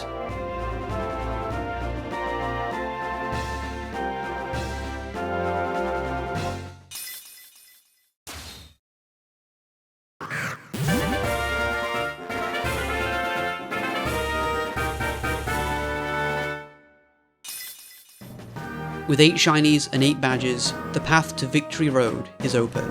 While this incarnation is a multi-tiered labyrinth of stairwells and slides, some part of me has never forgotten the way, guiding me straight towards the gates of the Pokemon League. Our Shiny Dream Team badge quest is almost at an end. Now of course, we have to decide which 6 are going to take on the Elite Four. This admittedly would have been a much more difficult decision if I'd evolved my starter, but at this point I'm committed to bringing them with me into Legends EA, and if possible, using them on my first team. Which just leaves me with 1 more Pokemon to leave behind, and since there are no type specialists in this Elite Four that are weak to Ice, I think it has to be Flake. While I could trade my team over to White 2 to take advantage of post-game TMs and move tutors, I decided to prove this team of misfits by taking on this final stretch of the story as they are, although I did make an exception to teach Trick Room to my Yamask before trading them over. And with a final stretch of level grinding to learn Stone Edge, Gunk Shot and Shift Gear, our movesets are finally ready. It's time to beat the Elite Four. One final criticism of Unova that I haven't addressed yet is that some people think the region is too linear. In the first 4 regions there were several gym leaders that could be briefly skipped or even completely ignored until the end of the game, whereas Unova's story progression is tied directly to acquiring each of the gym badges in a set order. There are still optional areas that reward exploration if you're willing to look for them, but I have to concede that the order in which you face the gym leaders is non-negotiable. And while I don't personally think that's a major drawback to a Pokemon region, I can see why some people might want that extra freedom of choice. And if that's what you're after, then the Elite Four has you covered. Adding once more to the list of features that Generation 5 innovated on, this league was the first that allowed you to choose in which order you face it. While the ordering of the previous leagues gives the impression that each member is supposed to be stronger than the last, this puts each member of the Elite Four on equally intimidating footing, and allows you to strategize on who you want to face first and who you want to save for last. I decided to go and take down Marshall first. With a powerful Psychic type like Mastermind on our side, his fighting team doesn't give us much trouble, and as the other 3 are Ghost, Psychic and Dark type trainers, Mastermind will likely stay on the bench for the next few battles. Up next is Caitlyn. Most of her team carries Shadow Ball, so using a Ghost type isn't as safe as we'd hope. My plan was to beat her by sacrificing a Core to set Toxic Spikes, so I could then hit everything with damage boosted hexes, but I underestimated how slow her Reuniclus was, and it ended up taking down Atanet instead after I set Trick Room. Thankfully, Storm was able to tank Energy Ball with Sturdy while setting up Curse, finishing it off with Crunch and doing a solid chunk against Gothitelle, after which Kythera was able to charge up Shift Gear and finish the job. At this point, it would be remiss of me not to mention just how cool each of these rooms are. Each one feels like an arena worthy of a boss battle, and the way they slowly carry you up to the platform to face them is a great tension builder. Our third opponent is going to be Chantel. Much like the last battle, using our Ghost type here is going to be a risky play. The safer option will be using Storm's Crunch again, although her Cofagrigus can hit us with Will-O-Wisp and Grass Knot, and attacking it will remove our Sturdy, so I decided to flex my own Cofagrigus on her first. Jellicent barely survives a Dark Gem Crunch, but goes down soon afterwards, along with Golurk and Chandelure with a bit of help from Tetrax. And for the last of the Elite Four, I saved the biggest challenge for last. While I love all of the Pokemon on my team, they do happen to have an unfortunate blind spot in their type coverage. Caracosta, Gigalith and Klinklang are all weak to fighting moves, and while that weakness is covered by Reuniclus, Garbodor and Cofagrigus, 2 of them are weak to dark moves, meaning Grimsley's Scrafty is an immediate threat to 5 of our team members. And then it gets even worse when he brings out Crocodile, because all 6 of them are weak to either dark or ground. But with the power of Friendship, and also Poison, we can take down Scrafty and soften up Crocodile for Storm's Waterfall, with Kythera once again taking out the rest of the team. With the Elite Four defeated, we can ascend the stairs to face the champion, only to instead see that N is already there, having dealt the final blow to Alda's team, and bringing us right into the climax of the story.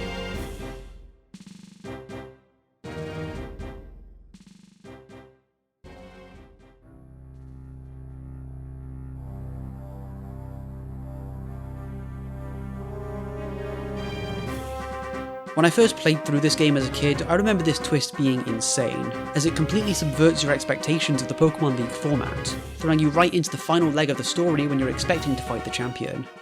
I've talked a lot about the region, the Pokemon, the music, and so many other aspects of these games, but one thing I haven't touched on much is the characters. Admittedly, early Pokemon games are not known for having super deep characterization, and while Scarlet and Violet is definitely the best so far in terms of character and story writing, I think Generation 5 was the turning point, where they started investing more into fleshing out the NPCs.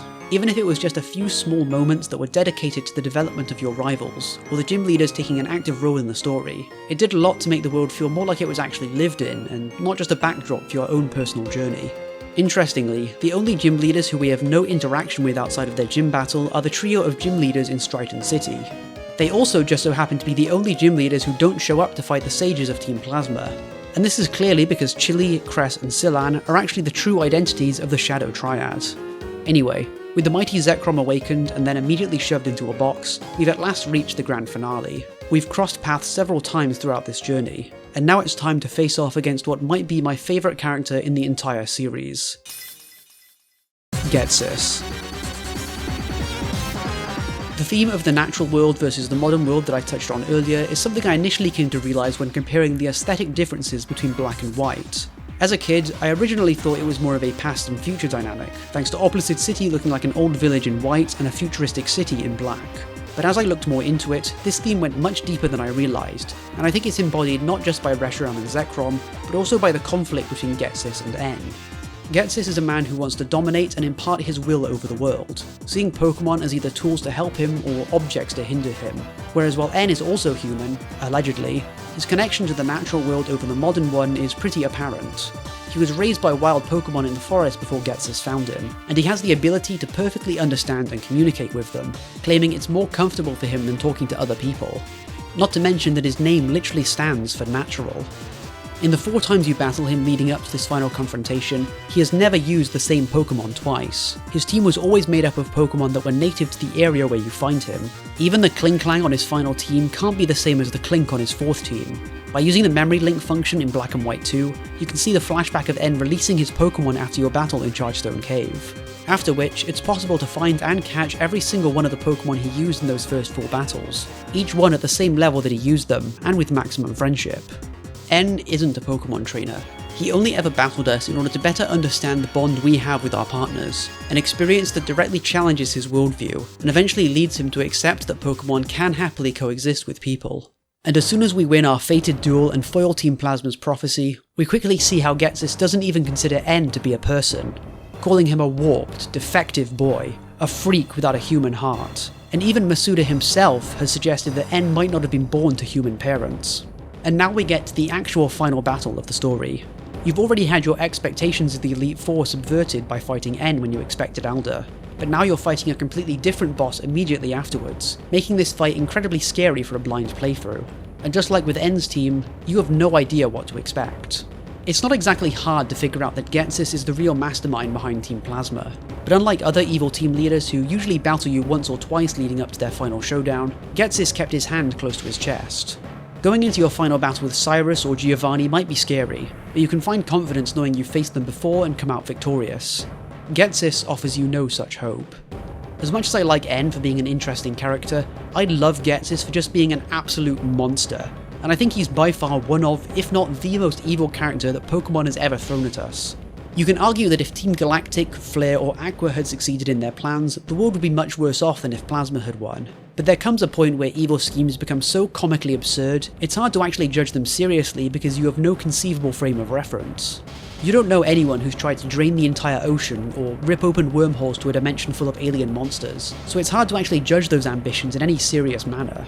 His plan to conquer Unova might be small scale compared to some of the other evil teams, but because the things Ghetsis does to achieve his goals are so much more grounded and tangible, it's easier to comprehend just how heartless he really is.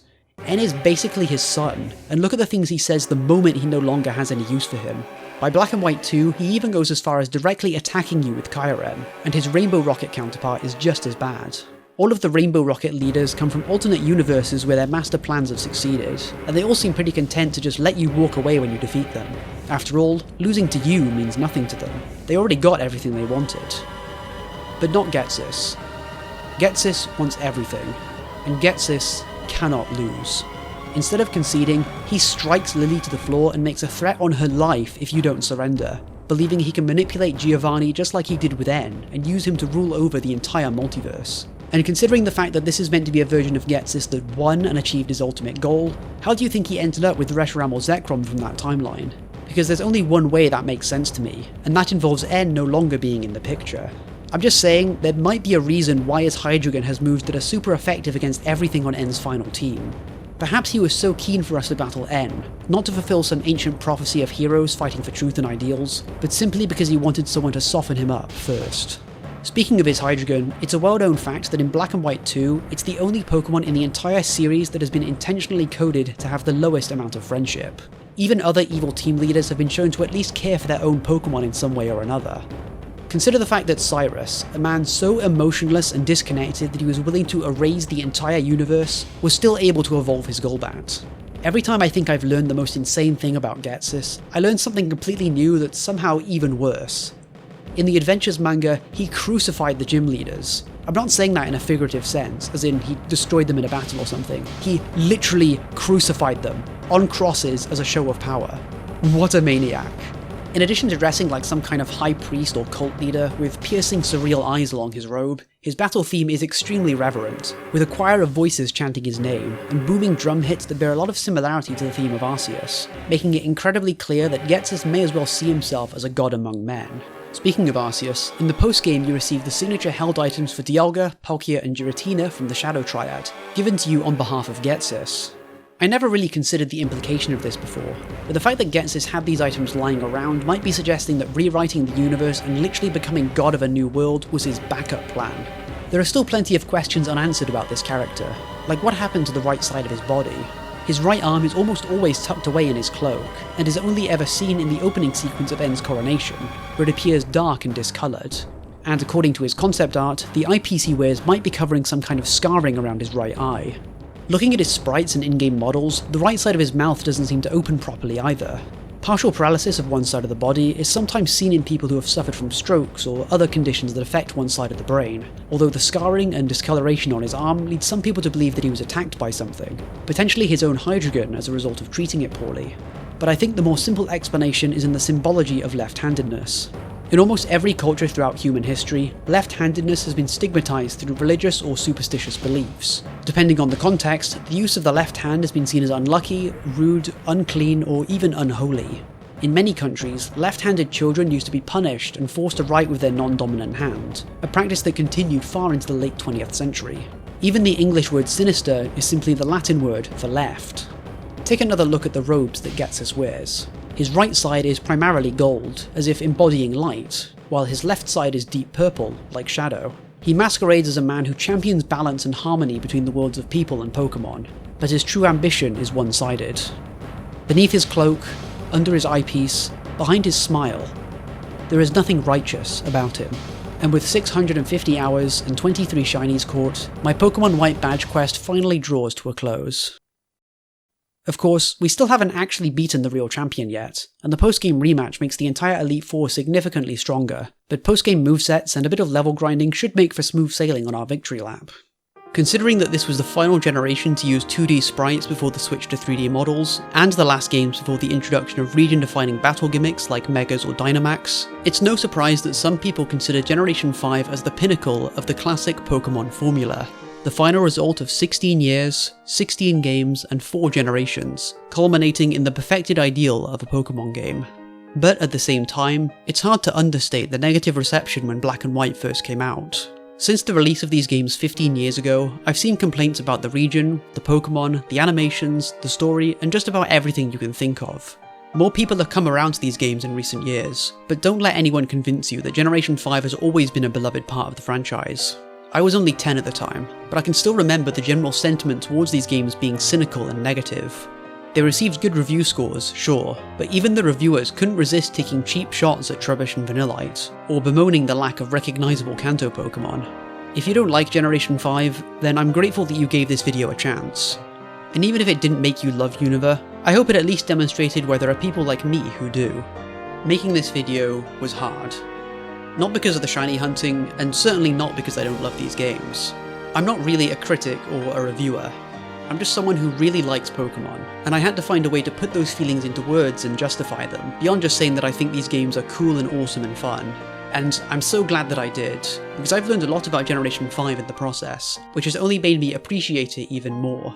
And after working on this video for over a year, I just hope I was able to express those feelings in a way that can maybe make someone else appreciate them too. This video took a lot of time and effort to put together, so if you enjoyed it, well, you know what you can do to show it. This is definitely not the end of my Generation 5 obsession either.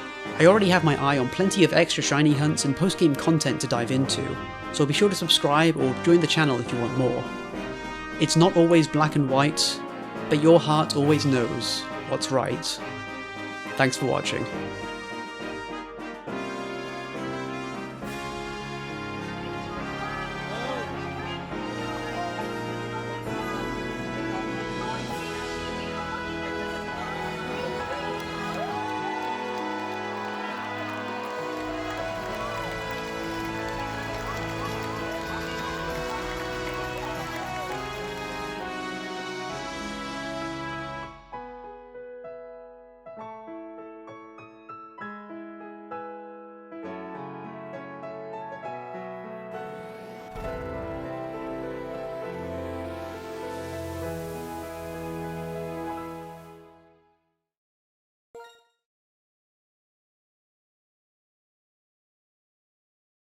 That was brilliant, Candle Meat.